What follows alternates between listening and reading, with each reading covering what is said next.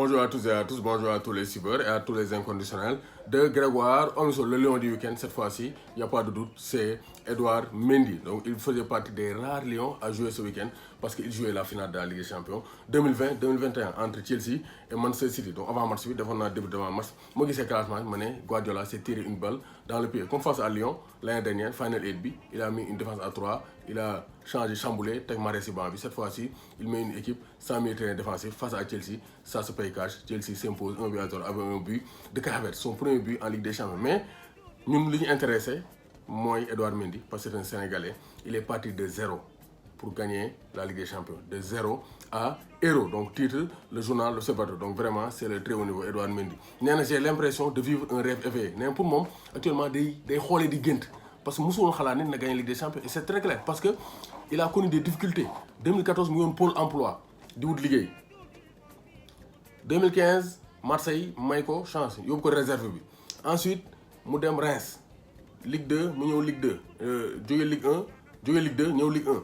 Def saison bu djegi dayo ren jënduko mu def ben saison yagul sax ren Christophe Lolichon gis ko diko suivre depuis 3 ans Chelsea am ay problème gardien motax mo ne je remercie Petr Cech et Christophe Lolichon parce que sans eux je n'aurais pas signé à Chelsea parce que Lolichon du Cech de Lolichon mo ne Cech boy bi warna meuna golu Chelsea parce que amna talent et Cech fa lañ ko recruter aussi mu jël ko yobbu ko Lampard may ko chance mom aussi gàcce ngalaama parce que dañ ko may chance et il a saisi Kepa indi nañ ko fa may ko chance mais saisiru ko parce que mënu kepp benn balle mais Edouard Mendy a été exceptionnel donc vraiment nee na mu ngi remercier ñëpp mu ngi remercier Lampard aussi parce que moom moo ko njëkk a may chance parce que l'histoire a débuté avec Lampard et a été terminée par Thomas Tuchel mi nga xam ne dafa tux waa City tux waa Paris Saint-Germain parce que il a pris sa revanche sur le Paris Saint-Germain donc ça c'est très clair donc moom il a connu un parcours atypique donc vraiment. En 2011, le potier formé au Havre. Havre l'a formé comme Mahrez, comme Benjamin Mendy, comme Payet, comme Pogba. Le Havre, c'est un grand centre de formation en France. Souleymane Diawara aussi, il fallait former. Donc nous formons au Havre. Nous rejoindre donc Cherbourg à 19 ans.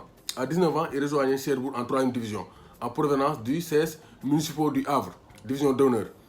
Après 3 ans, nous quittons.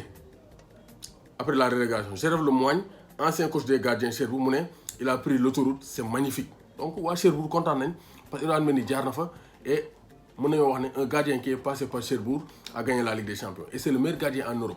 Cette saison, Edouard Mendy est le meilleur gardien au monde.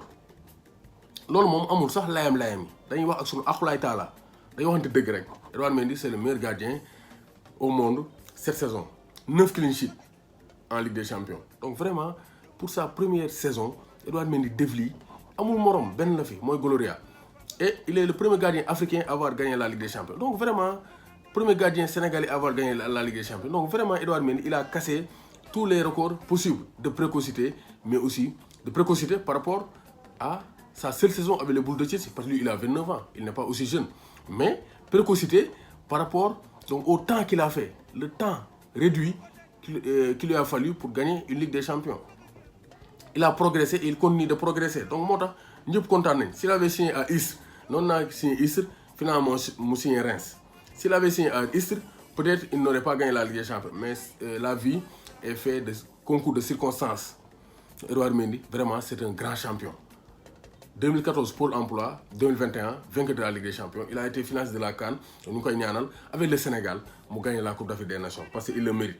Donc ça c'est très clair. Quand il était à Cherbourg, je n'étais plus entraîneur.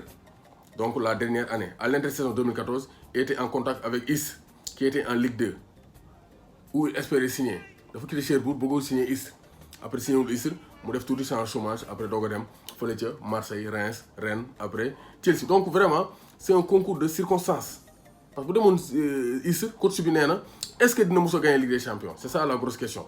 Mais, le yalla namu ci yow ken mënu ci dara bu yalla né waw leppay changer non la ko Wally Seck waxé té non la amé Edouard Mendy vraiment c'est le lion du week-end et c'est le lion de 2021 c'est le meilleur joueur sénégalais en 2021 donc lion d'or bi ñi joxé fi Sénégal je pense que Edouard Mendy va le gagner il va gagner le ballon d'or sans nul doute.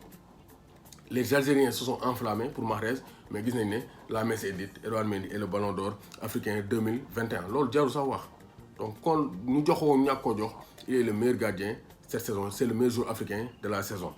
Il a été titré et il a été performant. Koued de la Benzema, Koued de la City, Koued de la waa donc Angleterre. Edouard Mendy ñu ngi ñaan yeneen sénégalais di gagner Ligue des Champions parce que loolu mooy suñu bonheur mooy suñu fierté parce que ñun Sénégal moo ñu ñor dañoo bëgg drapeau Sénégal di flotter sur le toit de l'Europe et du monde.